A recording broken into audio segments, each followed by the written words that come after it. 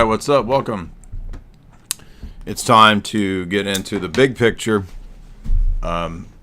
We had a guest on the stream yesterday, of course, Leonardo, so I didn't really get to hone in on all the aspects that I wanted to get to. Not that I'm complaining, I didn't have a problem, it's fine to do that. But really what I was thinking was a big picture analysis and getting into topics that nobody else is really talking about. And this always happens when we have these high profile events that everybody just dissects it and they never put it in a big context. They never give the big picture, the meta political picture. This is, of course, one of the biggest political ASS events in decades, since maybe even in the last, maybe back to JFK. Yes, America has, a long history of political assassinations, but most countries do. Of course, World War I is kicked off by the secret society, the Black Hand, which was a Serbian nationalist movement, probably manipulated. It seems like it was manipulated to assassinate Archduke Franz Ferdinand for a radical political nationalist agenda in that case. And some people think it was engineered by British intelligence. The Fabian Socialist Milner Rothschild Group does have an interest in that regard to World War I, which was also aided by another fake flag event, the seeking of the Lusitania. So really in political life, in nation state or imperial life, this is actually the norm. This is what happens in most countries, I would say. So I don't know why I saw people saying that this is some sort of unique American phenomenon. That's not true at all. This was something that might be a sea change, right? This might be an event that completely changes a lot of people's attitudes about the left, about being browbeaten into tolerance, into all the stuff that the opposition, that the ops has no concern for. They have no concern for equality, fairness, or any of that stuff. The left is, of course, a manipulated entity for larger power elites to push a bigger agenda. So what is that bigger agenda? Let's get into some of the topics that we haven't really delved into in a long time, going way back. We're going to go way back and get a bigger picture. I will be talking about some of the edgy things today. So be prepared and be ready to have your hearts and your feelings hurt. Let's go back to Tragedy and Hope, and we're going to walk through in a kind of an overview summary way. I mean, it's going to take a while. We're going to be here at least probably another couple of hours, a little short of 2 hours. And we're going to walk through the basics of Tragedy and Hope, because as you guys know, we did about 10 years ago a lecture series through the totality of the text. And to date, I'm the only person that's done an entire 16-ish hour lecture series through this absolutely essential geopolitical tome. Why is it so important? Carroll Quigley was a war historian, and he was the handler, the mentor, you could say, to Bill Clinton. So when Bill Clinton went to Georgetown, and when I think most people think it's pretty likely that Bill Clinton had some degree of association or participation in the CIA, this seems very natural with his connection to Georgetown and with his connection to Professor Carroll Quigley. Quigley actually has several books that are very revelatory. It's not just Tragedy and Hope, of course, it's also The Anglo-American Establishment. And it's also, he's got a book, History and Evolution of Civilizations, analyzing it from a geostrategic standpoint. Quigley represents a member of that WASP establishment of the Eastern Seaboard elite back in the 50s, 60s, 70s, and 80s. So we have to understand, first of all, that he is a apologist for the establishment. He's writing the book Tragedy and Hope to argue that the two world wars that happened in the 20th century and the Cold War, which this book was published in the midst of the Cold War, I think in the 1960s, 1966 is when it was first published, that the establishment was offering what he thought was the best hope for the world, which was democratic capitalism. Perhaps democratic capitalism could be the hope for a war-torn world after a century of conflicts and so many who had been unalived from war. Carroll Quigley doesn't seem to have too much of a concern on the side of the issue of Israel and Zionism, but keep in mind this was in the 1960s, so at this point foreign influence in the U.S. was not as strong or as powerful as it was. So anytime I talk about this, it's always people who've never read these texts who assume that me talking about this means that I don't want to talk about foreign nation state or Middle Eastern nation state, AIPAC, etc. This was written before that, and you do get stronger levels of influence in the U.S. after the Cold War in varying degrees and in varying capacities. So that really has nothing to do with what these books are about, even though these books do discuss the role of the Rothschilds in the history of banking in Europe and in the UK. And they also discuss the role of, Lord Rothschild, Balfour, etc., in the establishment of the nation state of Israel, all of which I've lectured about from the actual historic texts that no one else talks about. Who else lectures from and talks about Moses Hess's own books? Not many people that I've seen. So the people that are always fussing and bitching and critiquing don't actually listen to or know what we talk about on this channel. And it gets really annoying and frustrating. And the other bad part is that we live in this era when everybody wants everything in some tweet, one sentence, two sentence slogan format. Nobody is going to read this book. I've never met another person except for one or two guys on the internet who've read this entire text. So don't lecture me about what the book's about and what's really going on and all this stuff when you haven't read these things. Like, you have to do the requisite reading material before I will respect you enough to listen to you to tell me where I'm wrong when you haven't read these things. Now, did you know that Quigley in Anglo-American Establishment talks about Kalergi? He talks about the Kalergi plan being adopted by the Royal Society.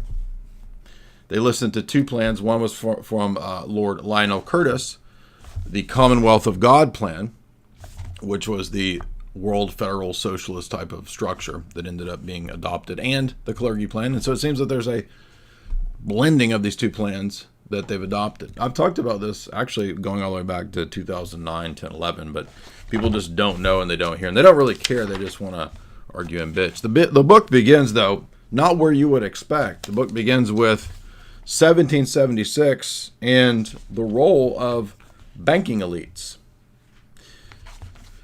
The relationships of governments were always in terms of of banks and currency controllers with governments were always in monetary terms and not real terms, since they were always obsessed with the stability of monetary exchanges. They had thus the ability. Let me rephrase that. Between one country's money and another, they use their power and their influence to do two things: to get all the money and debts expressed in terms of strictly limited commodity, ultimately a gold standard, and then to get all the monetary matters out of the control of the governments and into the hands of private banks.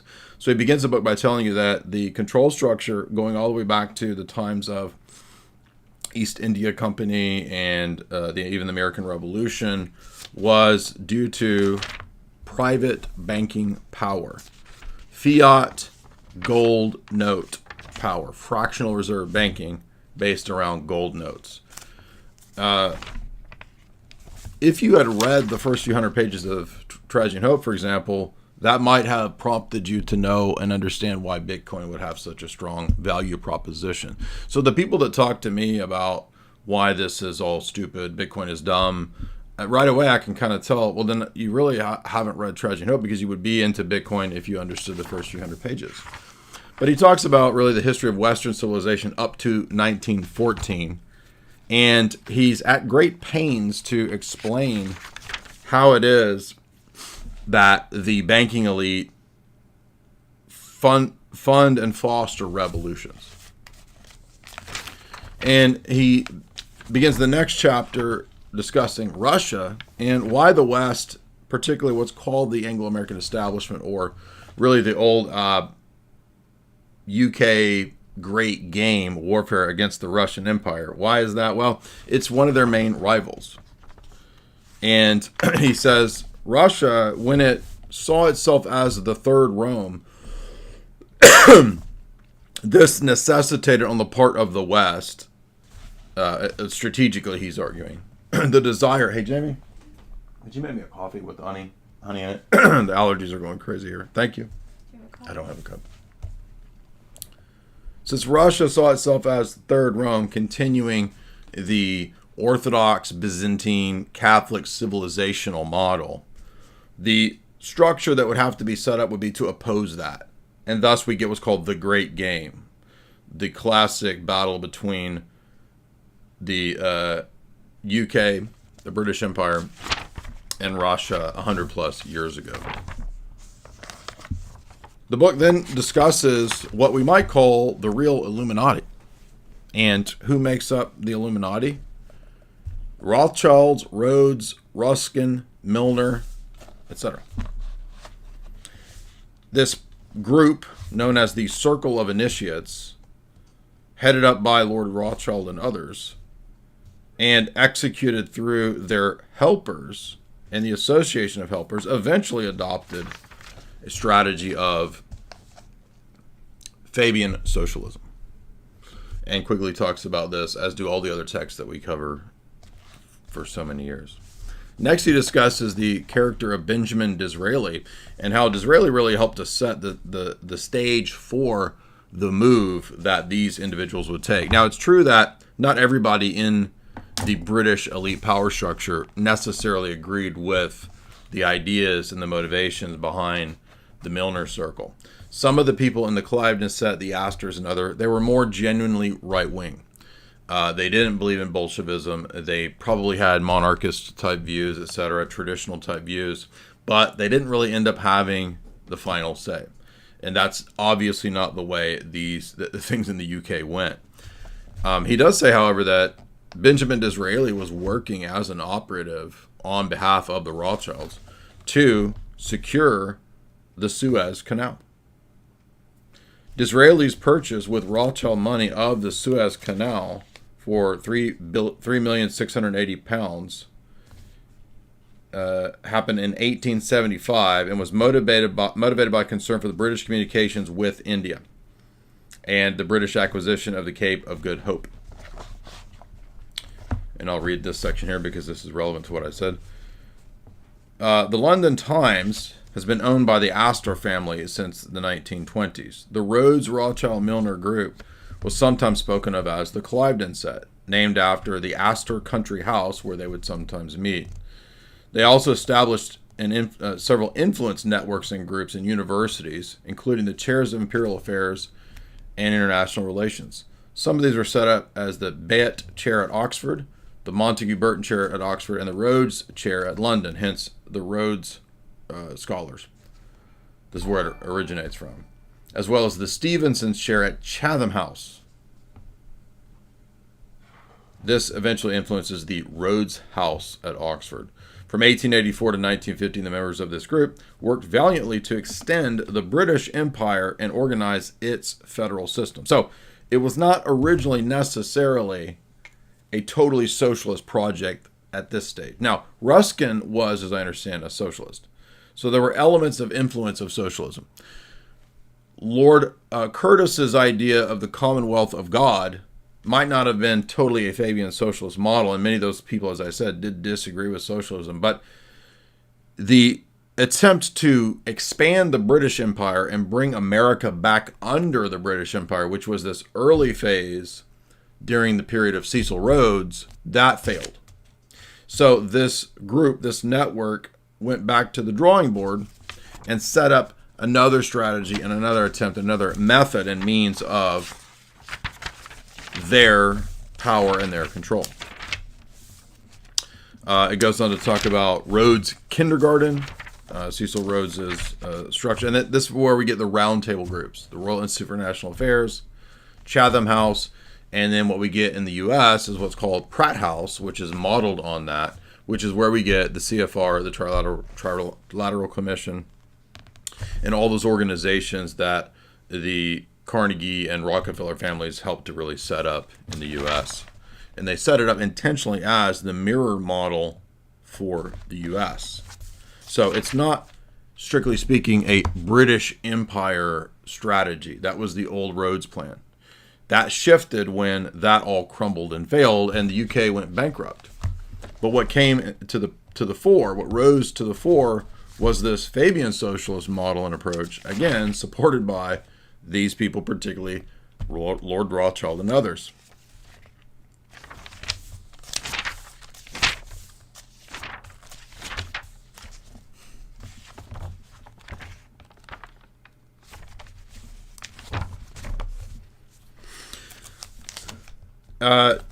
In regard to the two world wars, Quigley says that this served the money power, the banking elite, and he all but says that it was sort of strategized and planned. He doesn't come all the way out directly and say that, but he does talk about odd events around the sinking of the Lusitania. He says, for example, there was a mysterious second explosion after the German torpedo struck. This vessel, which was declared unsinkable, went down in 18 minutes. The propaganda agencies of the Entente powers made full use of this occasion. The Times of London announced that 4/5 of the passengers were U.S. citizens. This drags then the U.S. into the conflict. The British manufactured and distributed a medal which they pretended was awarded to the submarine crew by the German government. So the British strategists and spies and propagandists were creating fake propaganda that dupes the Americans to come into this conflict, as they will actually do in the next war as well. So that's standard fare for the perfidious Albion.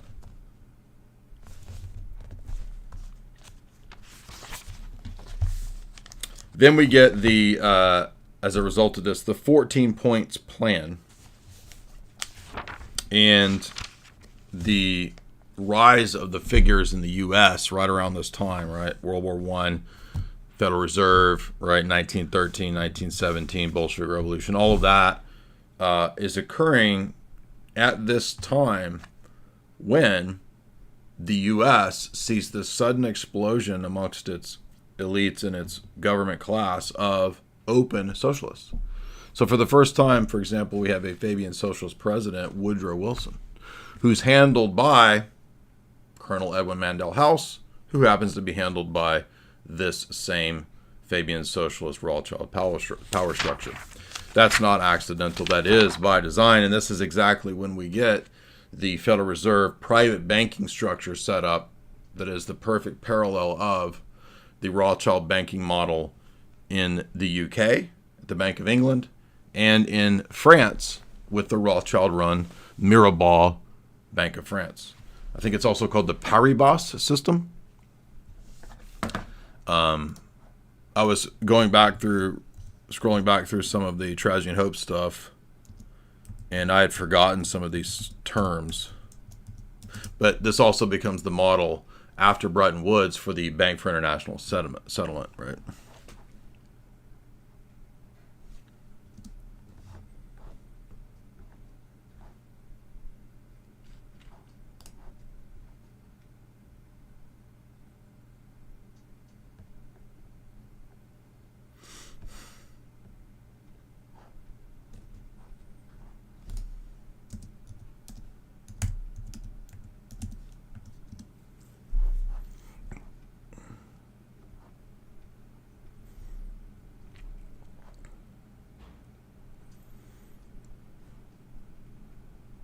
I'm not sure why that it's not listed on here as to, I mean, there's a whole section on it in Quigley. I'll show it to you in a minute, but It's not really surprise. I guess. I mean, it's not really some hidden thing. It's like it's not a controversial issue. I don't think, because it just describes a kind of banking structure and system that is associated with them.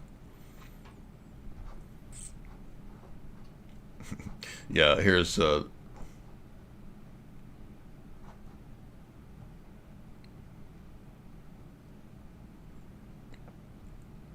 Eustace Mullins apparently is aware of it, but it's in Trajan Hope. It's not a controversial thing. Quigley says that at the Versailles Treaty in 1919, Germany versus the Allies, all of these meetings in the peace conference itself and the political leaders were assisted by groups of experts, interested persons, and sometimes they were self-appointed. Many of these self-appointed experts were actually members of the international banking elite. So what happens is the wars happen, and then after the wars, there's post-war reconstruction and debt appropriation. So the purpose of the wars is actually to put the nations into debt for the next several generations, according to Quigley. What comes out of World War I? The first attempted Fabian Socialist International structure known as the League of Nations. So the League of Nations was intended to be this original socialist governance structure for the world. All the members and the people supporting and founding this, the very groups that we're talking about right here that you just read in Quigley, this International League of Nations is itself a Fabian socialist institution.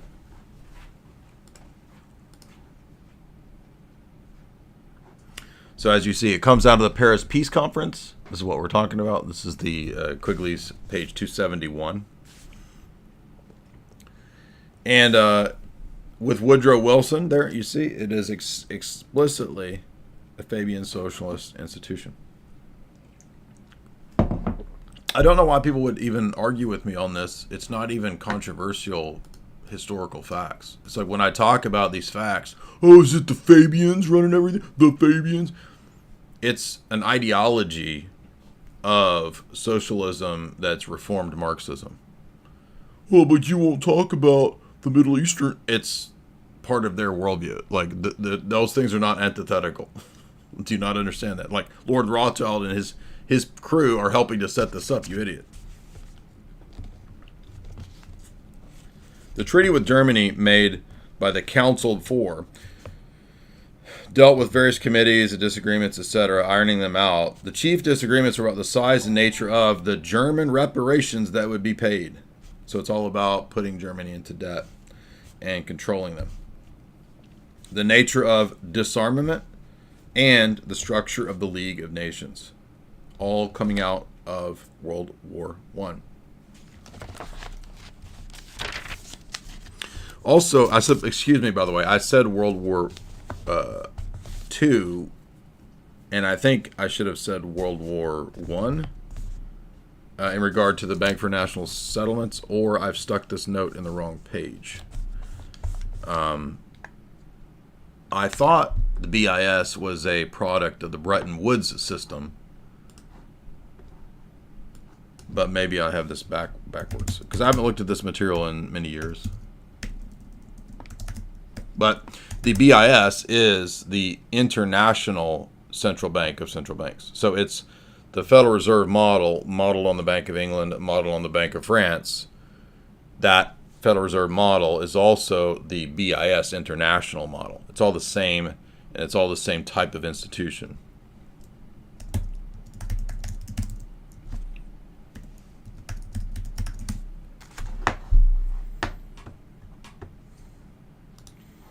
But let's see if this... Okay, yeah, I'm right. So this is 1930. Okay, no, its initial purpose was World War I reparations. Okay, so it does come out of World War I. And who is it facilitated by? Even publicly, it tells you right here. The Rothschilds. Another interesting fact, though, too, that people who are gold boomers, they never talk about is the gold standard at this time, and yes, it was the best. It was also controlled and basically run by the Rothschilds. So even though gold as a monetary standard goes back way before the Rothschilds. I mean, they had gold in the ancient world. They had gold in the Roman Empire, right? The aureus. They had the bezant in Byzantium. And of course, then they started debasing their currency with currency clipping, leading to one of the reasons why those empires fell. But point being is that it reminds me of the superiority of Bitcoin to gold, in that gold can always be inflated. There's always like 5 to 10% every year of a new supply, of the total supply of gold. And Bitcoin is capped at 21 million, thus it can never be inflated and thus manipulated in that way. Moving on, he talks about the collapse that occurred of the Depression in the U.S. following this period of the establishment of the Federal Reserve Bank. And I agree that really the Federal Reserve Bank is part of the reason that we had this boom-bust collapse cycle. It's not because of Wall Street necessarily, although I'm sure Wall Street had a role to play. That's what leftists use as a way to push socialism, right? They say, oh, the Great Depression happened because of the stock market. But they never talk about the money printing and the inflation, which is exactly what the cause of it was, as we saw in the Saifuddin Amos book a few weeks ago when we covered that text. No, it is the inflation, it is the Federal Reserve money printing system that is the real cause. And who is the chief economist of all of this structure, of the World War I and the World War II superstructure and all these institutions? Keynes, exactly. And who is Keynes the champion economist of? The Fabian Society, exactly. Once you understand this too, this helps you understand what's happening in the UK, why there's all the Muslim immigration, what's happening with the economy. This Fabian socialist ideology and structure, which is not antithetical to Herzl, Weizmann, and Hess, those utopian socialist Zionist founders. It's the same type of ideology, a form of socialism allied with monopoly capital, right? Because the classical Marxists didn't work. That game plan failed. They never got the workers to rise up. It was a silly system. Anyway, all of the because this paper money system, this funny money, always fails, guess what happened? It failed. Quigley talks about this in the next several chapters up to page 318 and 19. Crazyflation, right? I think that's something that Max Kaiser is always talking about. Page 311 to 320 is crazyflation, which leads to depression. And then what happens out of this depression is the BIS, which is the International Federal Reserve Bank of all the Federal Reserve Banks. This is covered on pages 314 and 315. Steps in to try to solve this. The apex of this system is the BIS in Basel, Switzerland, a private bank owned and controlled by the world's central banks, many of which are, again, Rothschild banks and Rothschild entities. This is fact. You just saw it right here. Like, it literally says it right here on Wikipedia. So this is not a conspiracy page. This is what's called Wikipedia. Even normies can go and look this up. By the way, if you want to support the stream, you can do so through Super Chats. Super Chats are done through Streamlabs or natively through YouTube. The apex of the system is the Bank for National Settlements. It's a private bank owned and controlled by the world's central banks, and they are themselves private corporations. So anyone telling you that the Federal Reserve and these entities are public government banks is false. That's not true. Each central bank is in the hands of men like Montague Norman of the Bank of England, Benjamin Strong of the New York Federal Reserve, Charles Rist of the Bank of France, Hjalmar Schacht of the Reichsbank, and then, of course, they all collate in the Bank for International Settlements, the central bank of central banks, and this international settlement mechanism at this time based on gold flows. But again, the problem is that even though it's based on gold, the elites control the gold, and so they can then dump gold on the market to bring the price down, or they can, again, manipulate it in another way if they need to. So just even the gold standard is still fairly easily manipulated and didn't keep things together when the dominant ideology throughout this time period was Keynesianism, which is all about war, inflation, and against saving. And although he doesn't really advocate for any specific view or monetary policy, he's really just describing how it was going down, right? So remember, this is basically a book written for people in the establishment to understand the big picture. Reportedly, I don't know if this has been proven, but reportedly this book was given out to CIA section chiefs during the Cold War to help them to understand the bigger game plan. Why might we at times fund or support leftist socialist movements, right? This book is intended to help explain that. It's not only about that, it's about many, many things. It's an entire history of the 20th century from the Western Atlanticist power bloc's elites, right?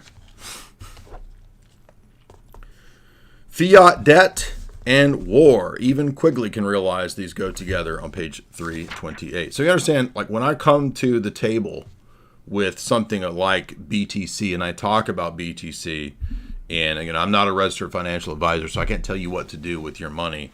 You understand that, like, I read this book in its entirety 10 years ago, and that helped me prepare to be able to understand the value proposition behind Bitcoin in 2017. Right. And I should have seen it earlier because I read this book before 2017, but I didn't understand yet what Bitcoin was. But all these principles within the first 300-400 pages of Tragedy and Hope, all about the monetary policy and the monetary system of the BIS, this international Bretton Woods dollar-based fiat system. It's not fiat at the time of Bretton Woods, it's gold, but it ends up being fiat by design. Because, of course it would, because they're all Keynesian. So then he talks about the 1920s boom.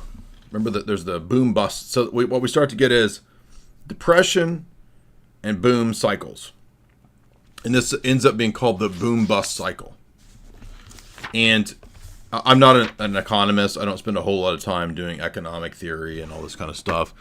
I find economics interesting. I've read economics texts all the way back to the 1990s, off and on. Various books, people from the Austrian Economic School, Ron Paul people, Tom Woods. I've read this stuff for many, many years. It's not my main focus. However, what is interesting is that we start to realize that there are clear patterns that do emerge, even though nobody exactly knows why there's a boom-bust cycle. So there's different theories from all the different economic schools, the monetarists, the Austrians, the Keynesians, different people, and probably socialists too, in different schools of economic thought. They propose different theories. The only person I've really seen kind of give a plausible explanation is actually Quigley, and I don't think he's doing it intentionally, but he talks about after the period of the Depression and the collapse, when FDR came to power, Fabian socialism, by the way, all of the public works projects that he pushed and put into play did help things, but what nobody ever talks about is, well, who paid for all that? Well, it turns out the future generations paid for it. So guess what? The bankers. It was a giant works project that further put the U.S. into future debt.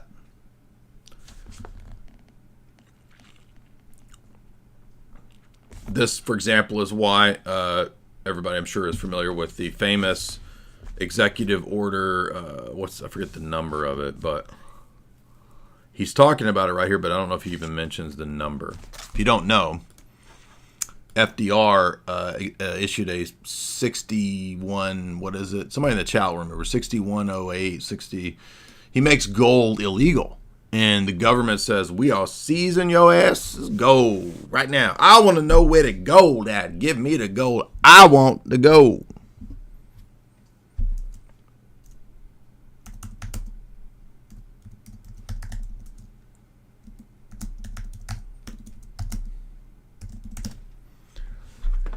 $6102, excuse me. Illegal for you to have gold. So, the banking elites bankrupt the country through Keynesian intentional scam economics. But what's fascinating is that most people think this is incompetence. And yet Quigley says, well, the banking elite actually kind of know what they're doing, because it's not incompetent to put the next future generation and generations into debt. You think the national debt is a giant exercise in incompetence? Or is it intentionally running the country into debt to control it? Now, what happens when a country goes bankrupt nowadays? Do you know? They have to ask who? The IMF for a bailout. Do you think that's accidental and it's just everybody being incompetent? Now, in the case of some of the nation states out there, they may be run by incompetent individuals, sure. But why do you think, for example, it's illegal to have a gold standard? Do you know that? If you want to be in the BIS IMF system, did you know they don't allow you to have a gold standard? Because they couldn't control you as well. Duh. Why do you think the IMF and the BIS don't want El Salvador on a Bitcoin standard? Exactly.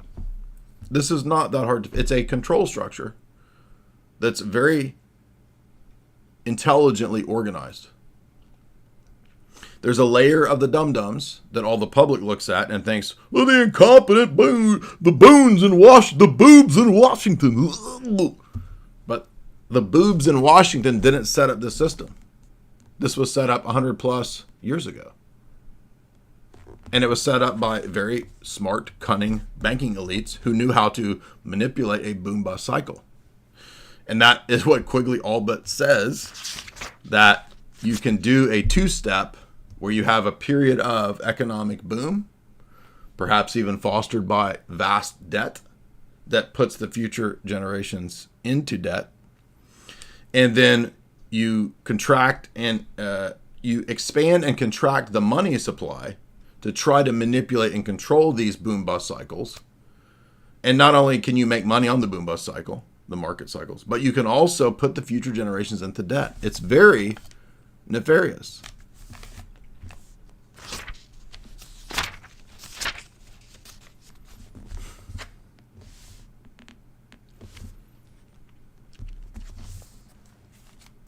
Following the Depression, there was a massive push by the League of Nations for free trade. Now, wait a minute. I thought Fabian socialists. No, Fabian socialists want free trade. You didn't know that? Because free trade helps destroy nation states. And Fabian socialists want international communism just in a slow motion way. That's the only difference. The end goal is the same.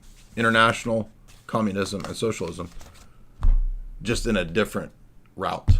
Marxists said, rise up and do it now. Fabian socialists said, no. Slow, 100, 200 years.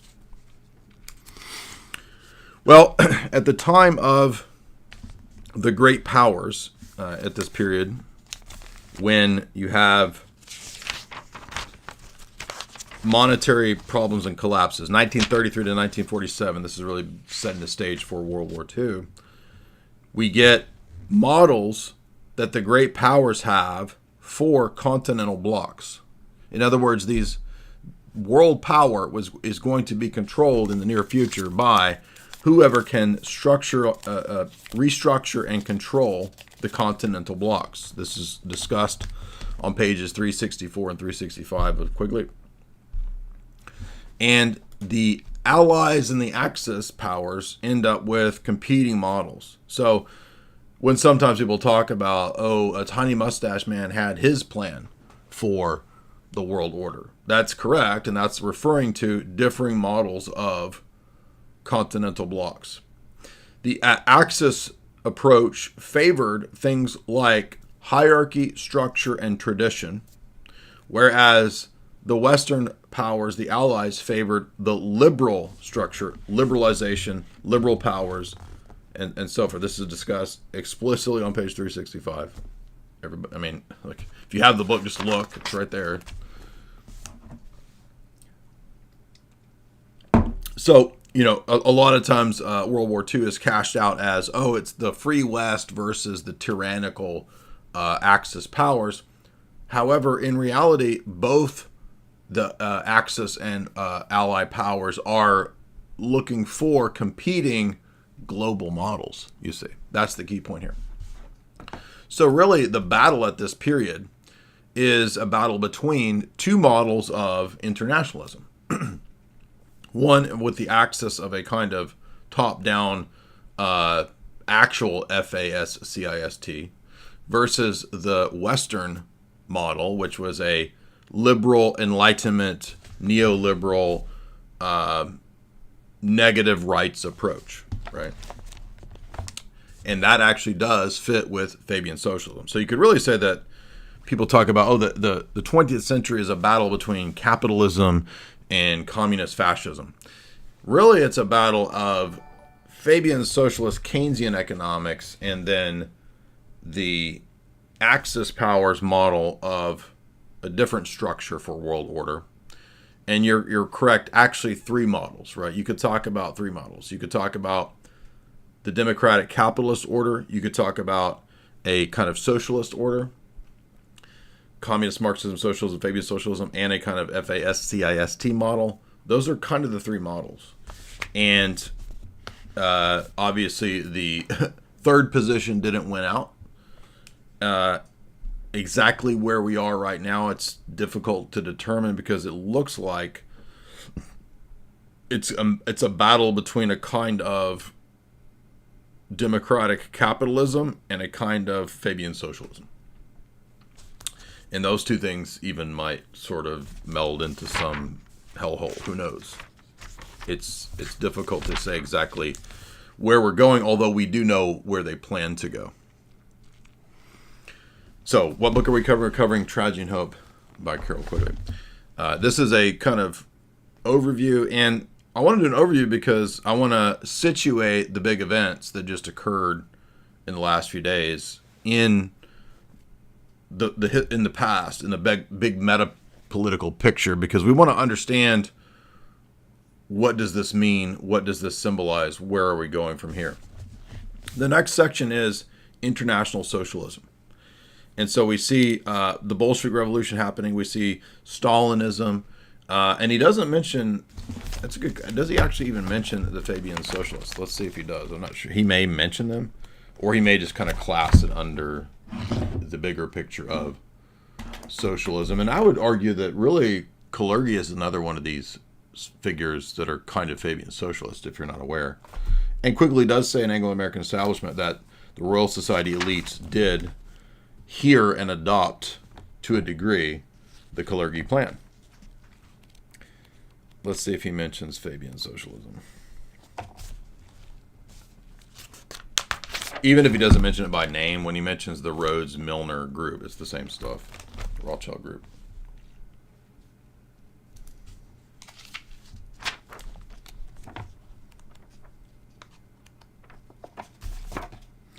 And the Ratu book, by the way, is a necessary appendix to these books, right? That's why it helps fill in a lot of the blanks since 1966, right? Because Tragedy and Hope comes out in 1966.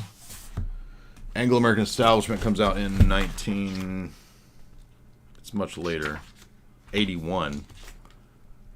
And Ratu's book is just a few years old, so it kind of paints the rest of this picture since, the rest of Quigley's writings. And yes, for those that are always bitching, Ratu does include the role of Middle Eastern countries, and not even those Middle Eastern foreign allies, but also Islam. Islam plays a role in this, right? You can't leave. They're not the victims. They're not the heroes, right? As they always act like. I want to see if under the heading of socialism, if he mentioned Fabian socialism. It really doesn't matter because, I mean, just anything to do with John Maynard Keynes is all the same stuff. So,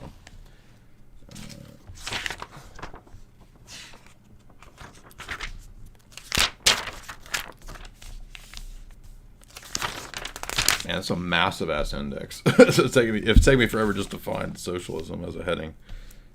He just mentions the First International, Second International, so he doesn't mention it explicitly. Socialism is a reaction to laissez-faire Enlightenment democratic ideas, but it's not a reaction in the sense of an attempt to move into something conservative or right-wing.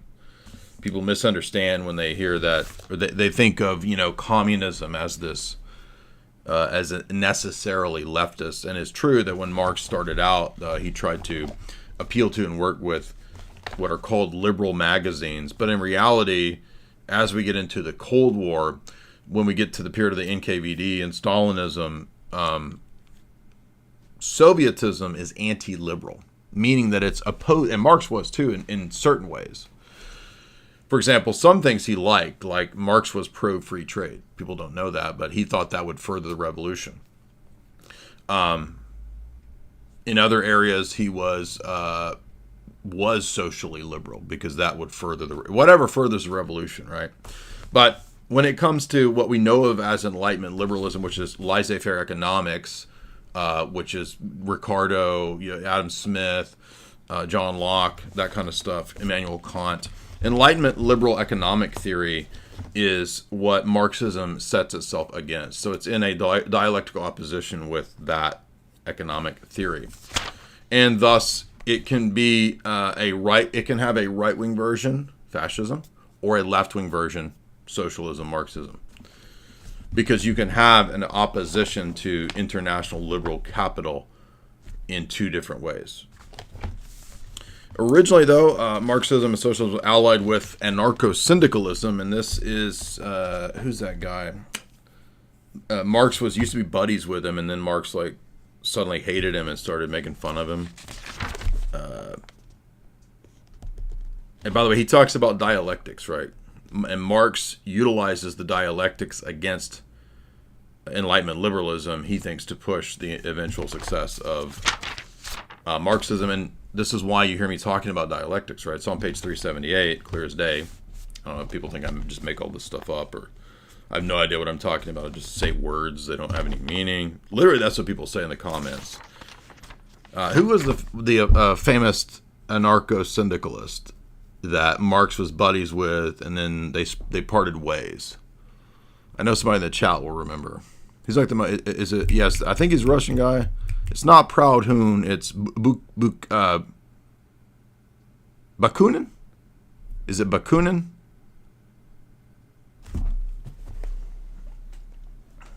I think it's Bakunin.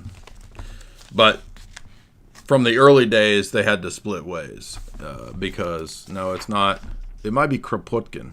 It's not Proudhon. He was just the atheist. It's Bakunin, I think, yeah. Anyway. What Quigley doesn't, I don't recall if he actually goes too deep into, but I don't think Quigley's aware of the Western elite funding Trotsky and Lenin. I don't recall Quigley talking about that, but eventually that is verified and vindicated in Anthony Sutton. And for those that doubt it, did you know that Zbigniew Brzezinski quotes Anthony Sutton on that very point? Yes, that's correct. In Between Two Ages, Brzezinski even cites Anthony Sutton.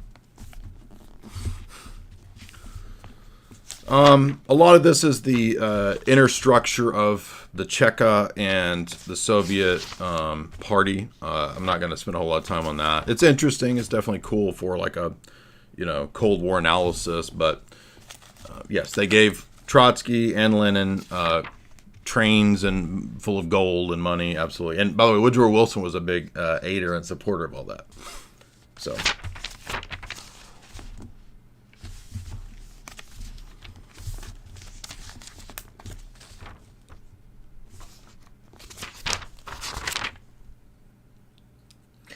interestingly, he does mention German communism and the structure of the almost secret society nature of the communists and the Spartacist Union. And why was it called the Spartacist Union? Well, because Adam Weishaupt called himself Spartacus. That was his code name. And the reason that matters is that Adam Weishaupt was a communist, if you don't know. And that's why communism celebrates May Day.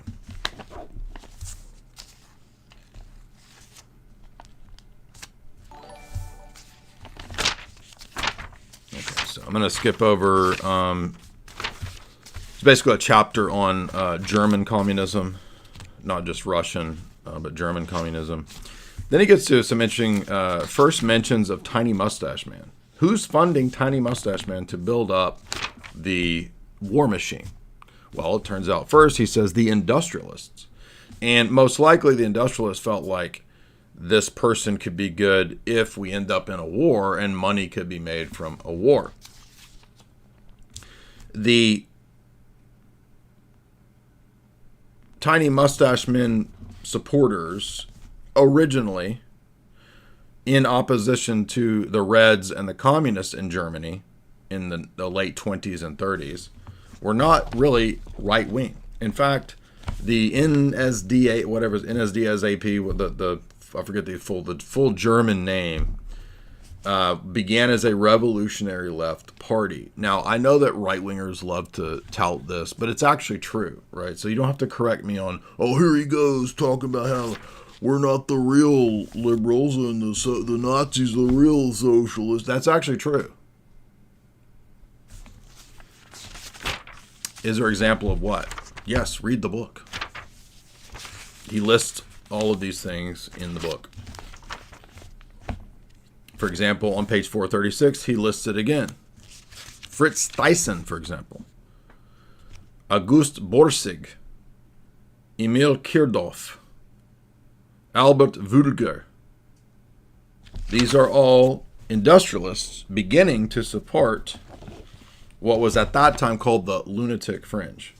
From 1924 to 1930, the party, we're talking about the Tiny Mustache Man, almost, not exactly yet, this is right around the time of the beer hall putsch, but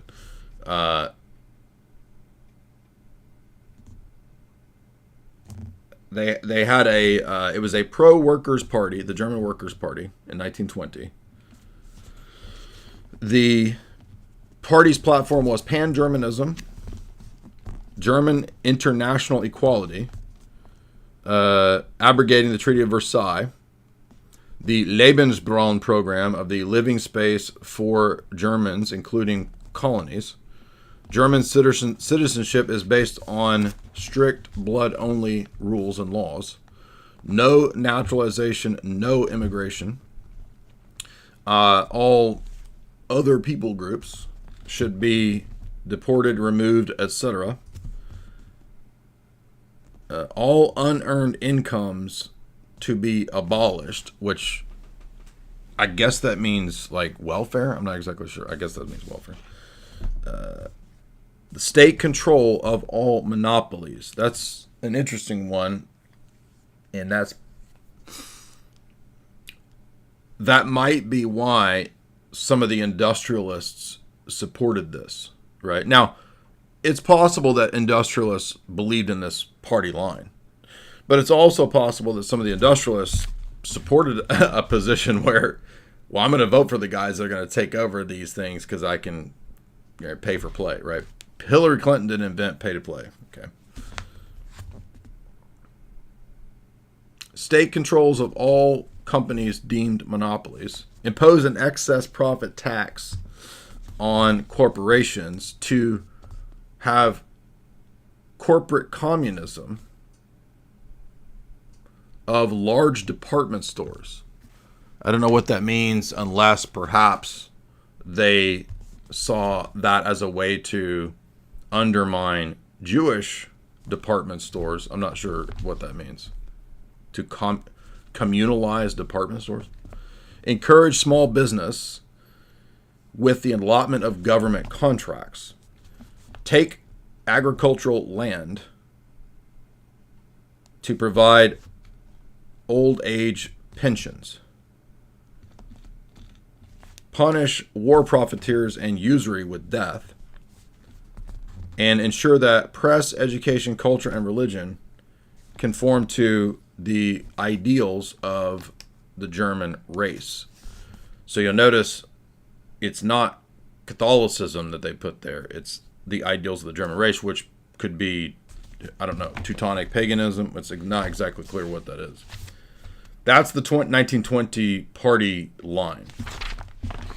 And the corporations supporting this are listed as Carl Bechstein, the piano company, August Borsig, the Berlin car company, Emil Kirdorf, the Westphalian coal syndicate, Fritz Thyssen, the steel company, Albert Vugler, the German iron and steel company. And so that's where we get the rise of Tiny Mustache Man.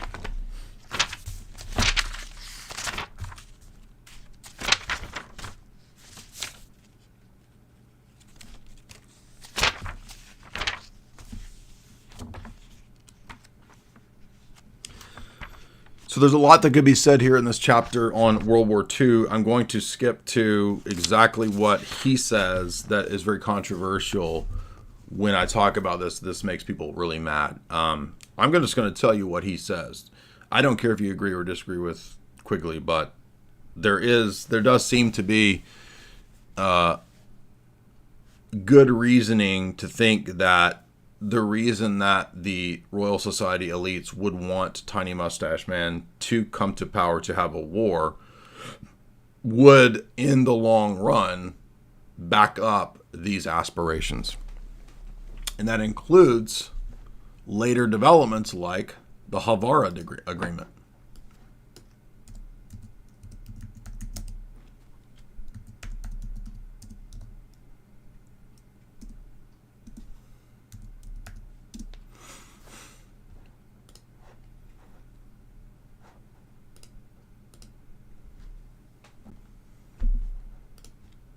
Can you read? I don't know why it's all weird like that.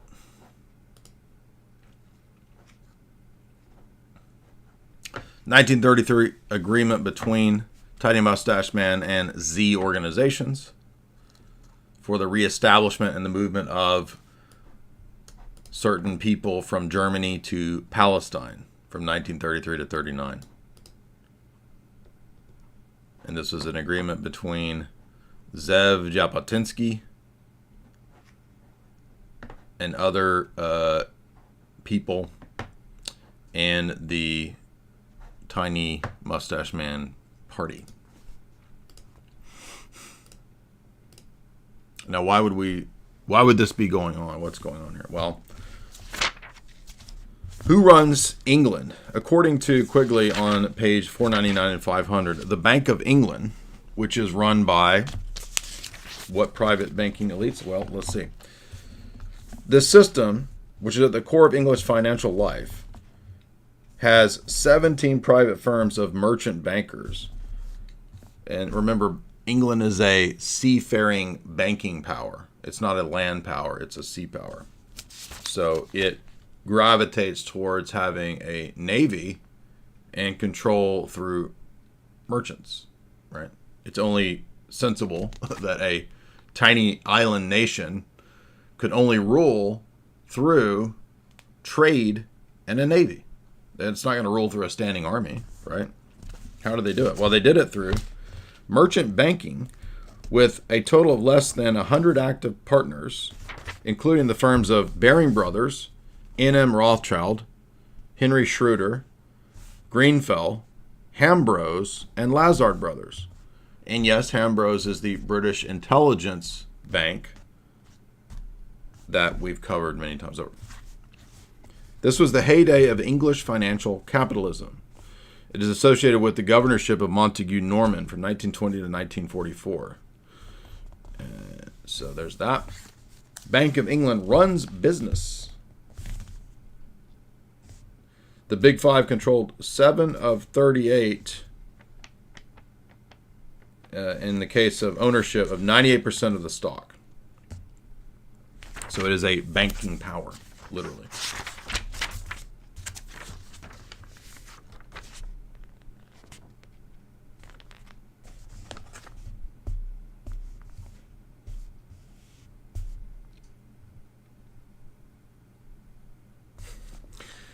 He calls the IMF system a form of feudalized social welfare economy.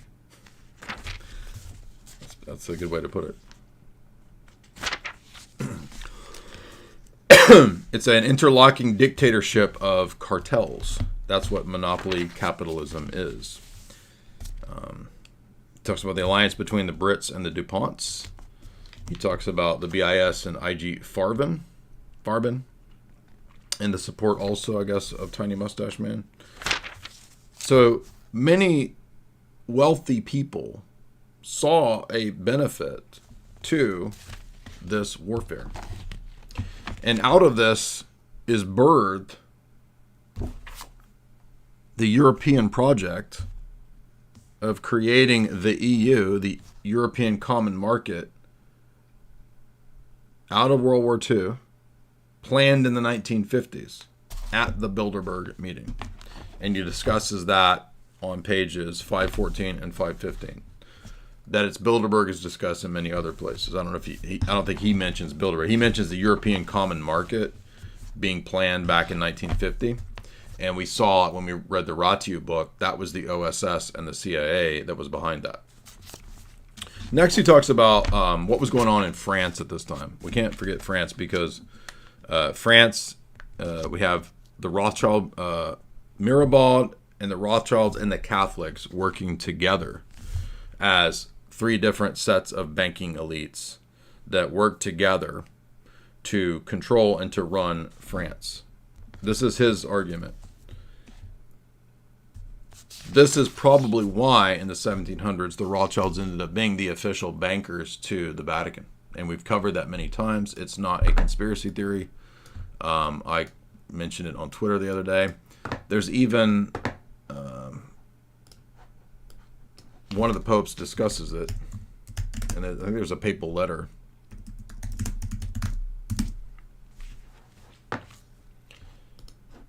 Rothschild loans to the Holy See. 1830 began in 1832. Even up into Pius IX.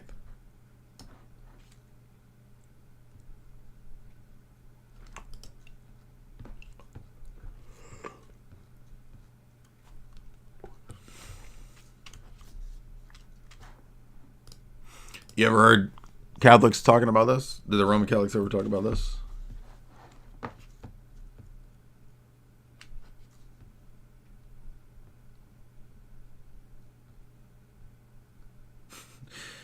James Flood says, Wikipedia now lists Carroll Quigley as a conspiracy theorist, even though he's like a normie handler to Bill Clinton. It's completely preposterous. Flood, $5. Also of note, Quigley's mentor was Sir Alfred Eckert Zimmern, who was also one of the founders of Royal Institute for International Affairs in Chatham House. Exactly. Good point. P-Man, from Tim Dillon, 99% in the next couple of weeks, Israel will finish their operation in Gaza. Iran is next. Charlie Kirk may have been to make America's indecisive. Yeah, we don't know exactly the motive in the terms of the big picture. I don't know. It's unclear.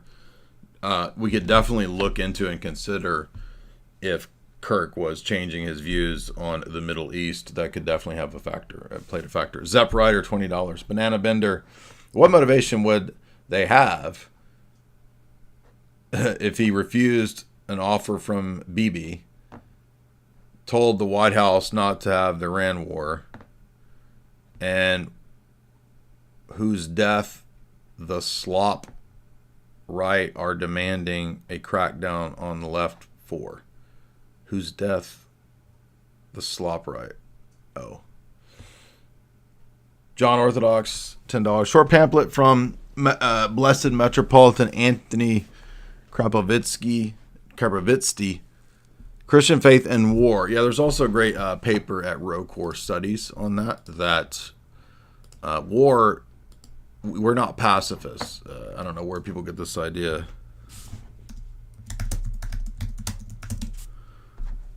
It's totally foreign to the history of the church. That's not it.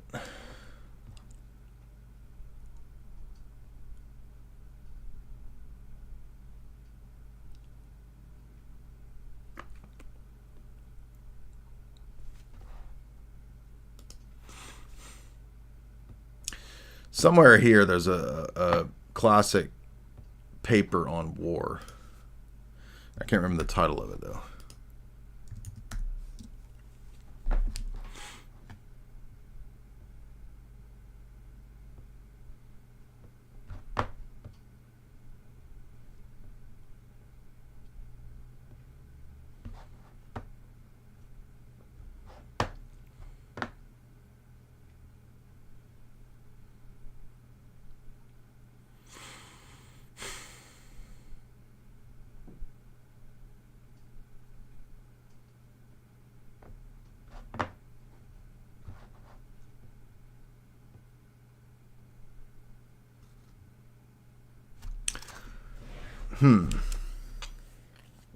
Maybe it's something like Christian Faith and War, Christianity and War.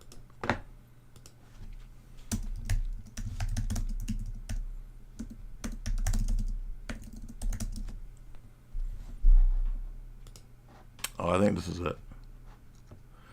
Yeah, I think this is it. Yeah, that's it. Yeah, oh, that is it. Okay, so I didn't. The link that the guy was sending was this. Yeah, I read this like 10 years ago. It's a good one. Todd Wood, $20. I hope this is not strange, but I have vinyl records autographed by a relative. Okay, well, I appreciate that. I don't know who Walter is, but I appreciate that, Todd. Let's see. Banana Bender. No, we did that. Zep, $20. Glitchy Rhythm, $5. Todd Wood, again, $20. Thank you so much. Alderbana became a member. Jordan Johnson, $60. Do you think that Middle Eastern allies were behind Kirk? As I said, we don't know. We shouldn't rush to assume things, but we have to go where the evidence leads and look at who might have had motives.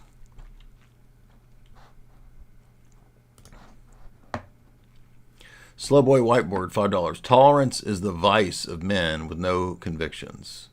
Well, it's also a cloak for cowardice, right? One of the elders or saints said that when people talk about compassion and tolerance, when it's inappropriate, it's usually a cloak for their cowardice. So that's not a virtue, it's a vice. John Orthodox. No, we just read that. Banana Bender. He's supposedly, this is the son of a 27-year-old cop. Yep.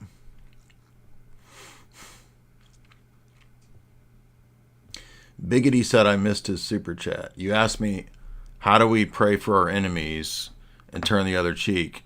I'm struggling to understand how we do this. I mean, again, I don't really understand why people have a hard time with this. You must be new to the Bible. The Bible talks about, in many places, self-defense. It doesn't mean to turn the other cheek that you can't defend your family or defend other people. This is a really basic moral principle. It means that if in a situation where you are being persecuted and you don't have a way out of it, let's say that like the army comes to my house and they're going to martyr me, there would be no wisdom, or it would not make sense to fight back, right? that would providentially be a situation where I'm being called to martyrdom. But if it's a situation where somebody comes in the house to try to come after me and my wife and or if I have kids or whatever, I have a duty to stand up against that. And I have a duty to defend them with my life. And in that situation, it's not a crime, it's self-defense, right? So not all killing is the crime of murder. So this is really, I'm not trying to be rude to you, but this is really basic moral stuff that we shouldn't even be having. I don't know, I'm not faulting you. I just don't understand why people have a hard time with this. It's like people don't know anything about the Bible, and they think that turn the other cheek means that you're forever a doormat and you can never be a man. That's just preposterous. Jesus didn't do that. Like it's like everybody just takes one verse and thinks that all Christianity is that verse or something. That's crazy. I mean, it would contradict the morals of the Bible itself, which tell you in Exodus that you can practice self-defense. The Bank of France ends up being a Rothschild front. And this is where he talks about the Paribas system that ends up being kind of the structure in the system that is everywhere. So a lot of people have never read this book and they don't know. I really think the France chapter is a really interesting, insightful chapter because it talks about this system being set up. He then talks about the New Deal, the banking scam, the back and forth boom bust system as a scam. This begins around page 534. That's where he talks about what you heard me talking about. The Depression and the war solved by fiat debt. How do we get out of these problems? Fiat debt.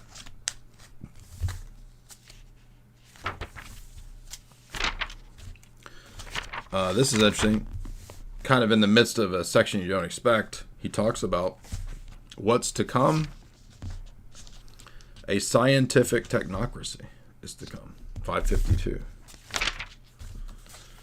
Why? To deal with overpopulation. Page 555. Interesting. Excuse me. That kicks off the next section where he talks about the modern era is a rejection of the classical Christian world for scientism. Again, he's a supporter of this, so that he's a conspiracy theorist is completely ridiculous. He's a apologist for the system. It's completely stupid. He's just telling you how it works. Faradin, $5. What is your opinion of men crying over this on camera, if at all? Keep up the good work. I don't know. I don't know their motivations, if they're really moved, or if they're doing it for attention. It's hard to say. I don't know.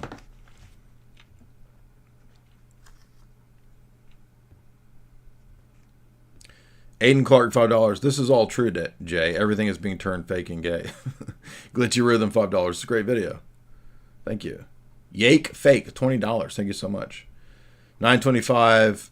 What a way, $5. Do a video on the Fabian Society for normies. I mean, I've done I don't know how many talks on this. Like there's no dumb version that's actually going to wake up normies, man. I don't even know what you're asking. Like, if a person, I mean, I have people telling me when I do 2 paragraphs of text, they're not going to read all that. Okay. Stay in your prison. So I don't know what a dumb version of this would even look like. I'm kind of past the point of trying to reach all the dum-dums. I mean, I think we're past all that. Like I said on Twitter, I mean, this is who you're trying to reason with. You think you're going to reason with these people? Paul talks about being at a place where you actually surrender your reasoning and you're just basically possessed. You're given over. And we need to have the discernment to recognize when you can't reason with a person. Doesn't mean that person can't be saved. But the more wicked a person is, the more mired in these things they are. You also have to think about removing yourself from these people. And I don't want to hear none of this bull crap from the piety goblins and piety signalers about how I would never consider myself better. Oh, are you going to go down to Liberia and start preaching the gospel in the streets? Are you in Saudi Arabia? Or do you know that there's no point in going to Saudi Arabia because they're going to kill you if you start talking about Christ? So I don't want to hear all this keyboard piety signaling. They're actually worse than the online 304s. The piety signalers are worse than whores. Jesus says it. He says that the Pharisees are worse than, because people who are sinners are closer to repenting than these self-righteous wackos. Okay, moving on. There's an interesting chapter about Japan, the power elites in Japan. Nobody ever talks about that. They're actually run by powerful clans that became the corporations. So people don't know. I'm not saying every corporation in Japan is this way, but many of the famous Japanese corporations are actually the clans that were kind of the oligarchy controlling elites. Page 582 and 83 is one of the famous pages in Tragedy and Hope that's quoted a lot about the roundtable groups, and this is the controlling elite. He says, they have developed a more moderate roundtable group with Lionel Curtis, Leonard Amory, who is the protege of Lord Milner, Lord Lothian, Lord Brand. They sought to weaken League of Nations and strengthen Germany. So you see there was a kind of a split amongst members of this roundtable. They wanted to free Britain from Europe. They wanted an Atlantic bloc of Great Britain, the United States, and the British Dominions. They wanted to part ways with the EU. And they wanted a Rhodes Scholarship program to promote this. This is what Chatham House was intended to be used for, as well as the RIIA and the CFR that would be set up in New York. Now, again, people need to understand, like, when you hear me talk about this stuff, I'm not making it up. It's right here. Look, read the chapter, read the page for yourself. See that? All these institutions and entities that you hear me always talking about, it's right there. That is page 582. Now, if you want to support the stream, you can do so through Super Chats, Streamlabs, or natively through YouTube, as we said.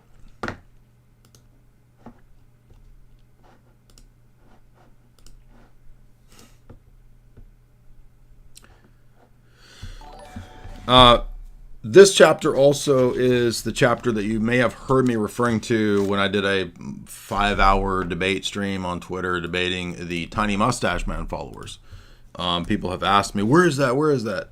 It's on my Rockfin, and it's for the members at the website. If you are interested, you come over here to it logged me out of Rockfin. Let's see here.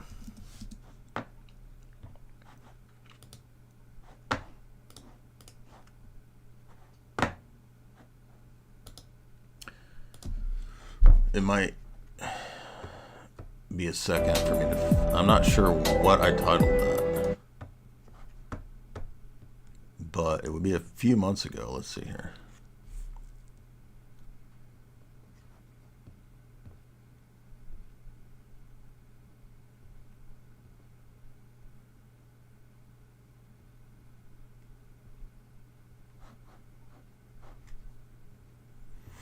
Oh yeah, here's where we're covering foreign nation involvement in JFK. That's an important one. All right, should be right around in here. What did I title that?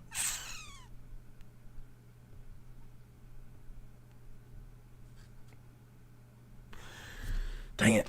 I don't remember what I titled it.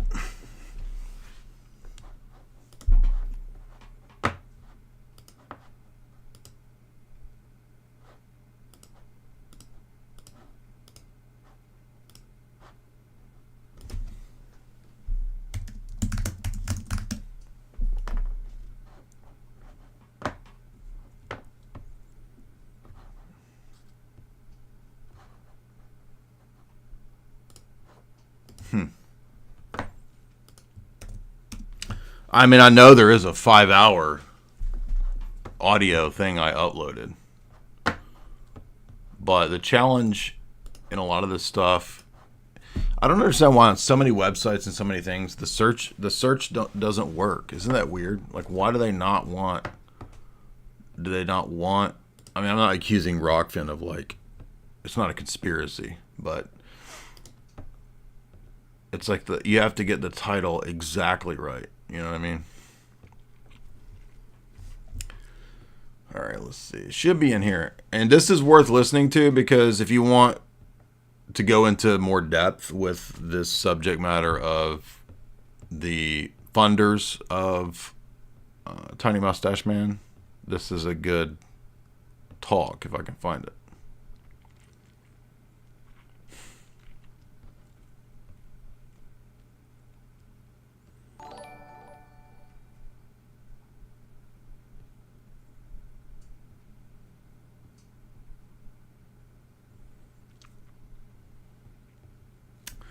Oh, no, that's not it. Heated Protestant debates. That's not it.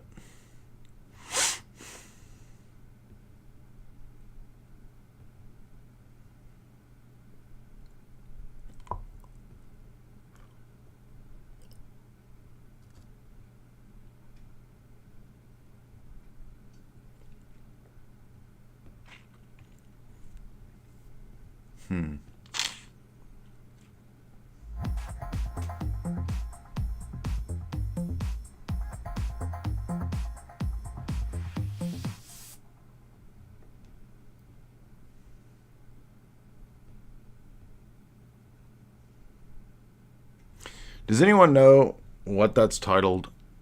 I could probably find it easier in the website members section than. I just don't even remember what I titled it.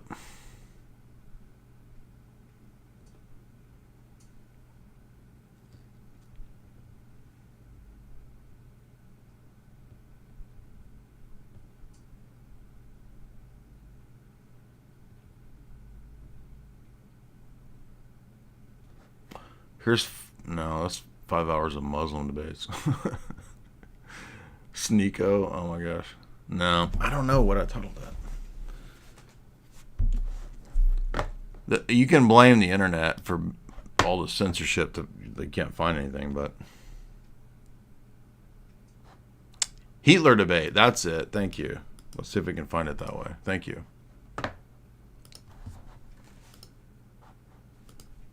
I know that's what I titled it on X, but I might have actually put the real title here.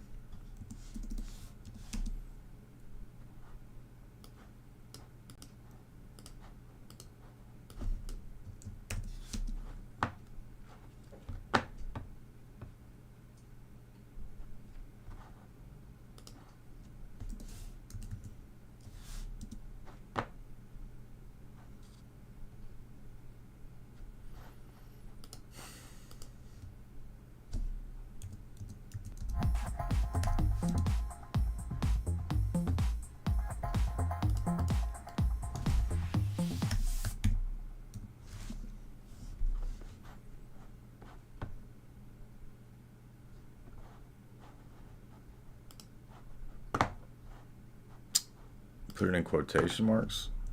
I shouldn't have to put in quotation marks for here.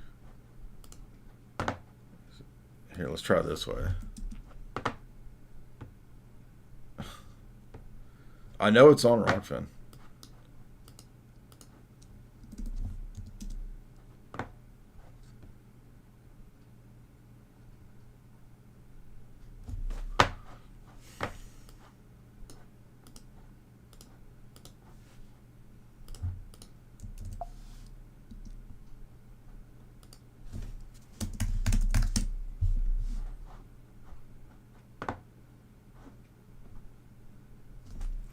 I don't know. I can't find it. It's on here somewhere.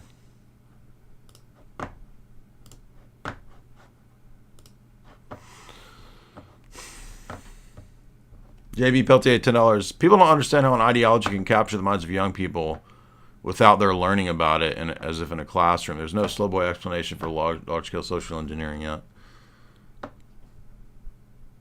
Walter Bosley, $20. You did Todd Wood, $20. Walter Bosley did the 2015 Secret Space Program conference. Yes, I remember him. I'm familiar with that. I just don't understand what you're saying about vinyl records.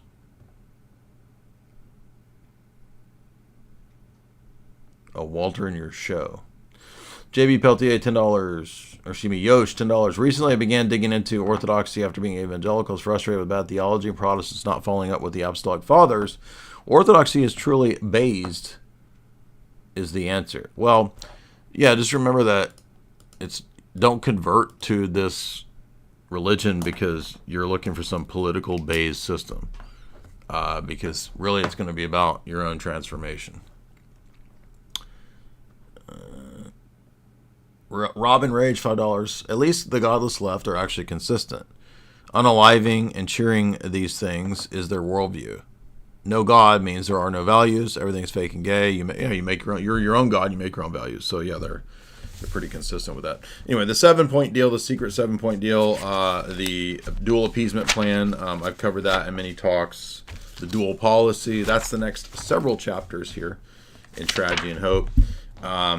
And we will be getting into more of Kalergi and what he talks about in his book, Practical Idealism. We'll get into more of the details also in Quigley's addendum. And I'll analyze how the recent big events tie into things like Gladio in more detail, the pattern, the structure there. I'm going to talk about the history of the Hashashim, the medieval Islamic assassins, and the idea of big-scale assassination events, where this comes from, the history of it. Richard Adams, $50. The murderer was a M agent to his right. Well, that's not been demonstrated yet. So there's definitely a lot of theories. We'll have to see where the evidence goes. But a lot of people, everybody is immediately crafting and trying to tell a story that they want their bad guys to be true. In the last several days, what has come to the light is that he is definitely part of a TRANZ community, and it was over the race stuff and the anti-TRANZ stuff, as I said from the get-go. The first thing I said was, I bet this is a leftist racial provocation, or it's related to the TRANZ stuff, given the fact that we covered BX's essays and the interview that we did with BX, which I think,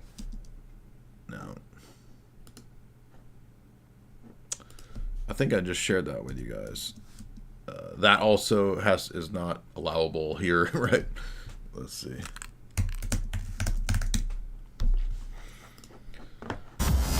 The TRANZ stuff that's happening, there's a long history of this in terms of cult groups, satanic groups, online cult groups, which she has researched and tracked. And that's in her research. We will get into more of that in part 2, which probably is a little too spicy for where we're going to go in part 1 of this stream. So there is my Rockfin interview with her. And again, she's tracked the last several mass pew-pew events by the TRANZ. And there's commonalities with a lot of the online forums, discords, and groups that they're part of. And some of those tie into TRANZ cults and satanic cults and networks. So there's a lot of parallels as to why, if this person is a PATSY, we don't know that yet, but if they are, it might be out of these groups, which are perfect for the recruitment to do these kinds of things, to entrap and to provoke, to agitate, to get people wound up to do these types of things out of these online groups and networks. But it's too early to know exactly, although what I said has been exactly correct. Now, as soon as I said this is probably a racial provocation, people said, what are you going to do when it turns out to be a white SJW liberal? And I'm like, you don't know that they worship BLM and that they're on the attack because of racism? Again, the media portrayal of Trump, Charlie Kirk, who are all moderates, as tiny mustache men, is giving the go to these goblins to be violent. They know that. That's why they do that. And that's why the Democrat leaders and officials can openly call for violence.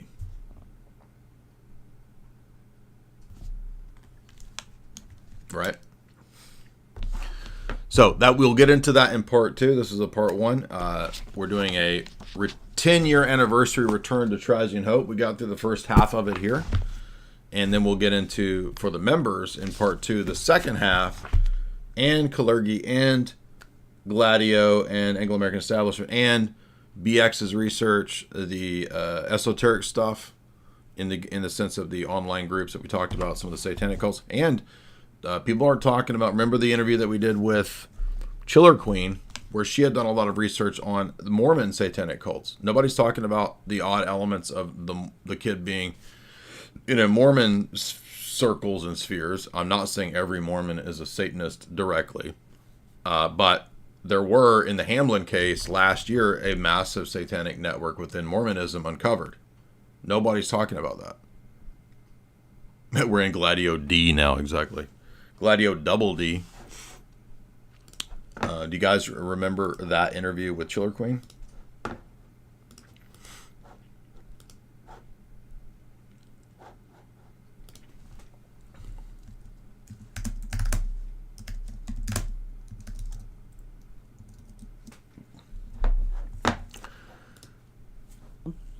The Inter-Mormon Satanic Cult of David Hamlin. Right there. Crispy, 20 pounds. Jay, I appreciate your work greatly. Thank you so much. Hauling the goods, $20. This is a lot of information. Very good to know and keep up with. Right. So we're situating the 20th century with how we got to this liberal monoculture world order, which ultimately is a kind of Fabian socialism. Remember, Fabian socialism is Marxism melded with monopoly capitalism. So it's those two things together. And even though Gladio was a CIA-run operation against Soviets, we needn't fall into the assumption that therefore makes it conservative. It's not. Remember, the CIA put out foreign affairs essays a year ago saying, and doing their history, saying, we were never right-wing. We were anti-Soviet, but the CIA has never been right-wing. That's exactly true. That's exactly the point we're making here. It is a Fabian socialist institution. That's why all the heads of the CIA, or the OSS and early heads of the CIA, were openly Fabian socialists, you see. Yes, the problem is, people were writing about Gladio prior to her, but they didn't know that it was Gladio. For example, the God's Bankers, Roberto Calvo exposés, they were talking about these networks, but nobody knew that it was called Gladio until the 90s. And I'm not saying that this is the same people. It's the same type of operations that are run. High-profile political unalivings, mass SHOOTINGS, those things are all the Bologna events. Those are all explicitly part of Gladio. So that's a technique and a strategy that's used, and it could be used by people on the right or the left, right? It's a power structure strategy. It's not ultimately about right or left, right? So that's what we'll get into in part 2, and we will dive into the psychology, the psychosis from BX's research and writings for the members in the next couple days. Leech, thank you so much. Appreciate that. A Panini, help us settle something. Gold or Bitcoin? Bitcoin. By the way, if you want to get started with Bitcoin, as we have had at least 500 or 600 people already gotten started with. I didn't realize that many of you guys had gotten in, but I appreciate that. That's good. That's good news. There's the Swan Bitcoin link right there. It's really Bitcoin only. It's a Bitcoin only company. And you can click the link there if you want to get started. I'm not a registered financial advisor, but I do believe in it. And it's up to you if you think, after doing your own research, it's something to look into. Remember, we did just lecture through Saifedean Amos's book, The Bitcoin Standard. It was a great overall history of money the majority of that book was a critique of Keynesianism and a look at the history of sound money, and then kind of the arguments and value proposition as to why Bitcoin fits the bill. I support that. Also, if you want to get started with helping out your health, head on over to chalk.com and use the promo code JAY40 to get 40% off all those great products at chalk.com, CHOQ.com, the best in supplementation on the internet. I especially love that testosterone boosting Tonkat Ali. I take that on the regular. I really do. The performance enhancing Chad mode is great for the gym. This is not like PP pills. I don't know where people go, oh, he's selling PP pills. No, this is gym adjacent workout stuff. So make use of those promo codes. Get over there at chalk.com. Use the promo code J44Life. That's JAY44LIFE to get 44% off all those great products at chalk.com. Hit like and share. Let's see. Leech became a member. What's up? The member streams, by the way, are not immediate. It might take me a day or two to do the part 2 of this. By the way, as we do the part 2, we'll have more information on what all is coming out. So it'll be a better, higher quality member stream as we get a little more information. Sir Rob, $10. Jay, I'm sorry that you don't know about the history of the block size wars. I know all about it. I know about Roger Ver. I know about Bcash. I'm well aware of that. Bitcoin was hijacked. Yeah, I've heard this story. The real Bitcoin is BSV, right? So the thing created by scammers and headed up by scammers is the real Bitcoin. And that's why BSV's value is collapsing against Bitcoin. Sorry, Sir Rob, I don't buy it. And I'm well aware of it. Hauling the goods, $20. A lot of information. The guy had a TRA&Z boyfriend. Yes, exactly as I said would be the case, because I was DMing with BX actually yesterday, and I said, I'm getting the sense that this will probably be a TRANTIFA person. Whether that's a PATSY remains to be seen. I'm aware of all these different theories and scenarios. As information comes out, we'll have better pictures, hopefully, to try to paint of what went down. Crispy, 20 pounds. Appreciate your work greatly, Jay. In what amounts to probably the biggest high-profile political event, ASS event in decades. What's the next biggest, most recent event? I'm trying to think of who was like. Remember. Benazir Bhutto, was that the last big one?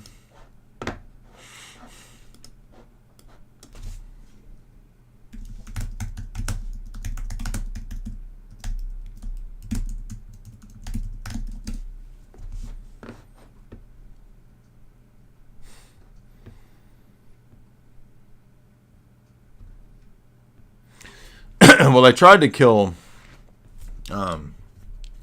remember, then they tried to assassinate Bolsonaro. I mean, I'm not saying that Bolsonaro is perfect. I'm just trying to think of recent political assassination attempts. Well, I know about Trump. Obviously, we did videos on that. But I'm talking about people that were actually unalived. Shinzo Abe. I forgot about that one. That was one. Yeah.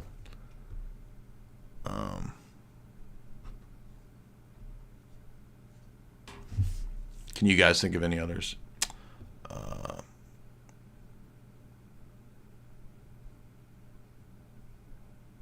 Probably back to JFK and RFK. Yeah, that's probably the last that was this high profile, you know. Leech, thank you for gifting those memberships. Appreciate that.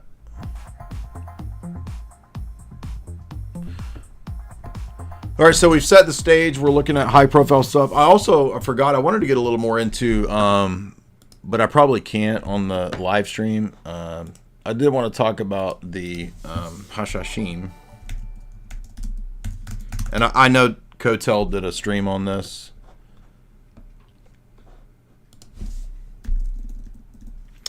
But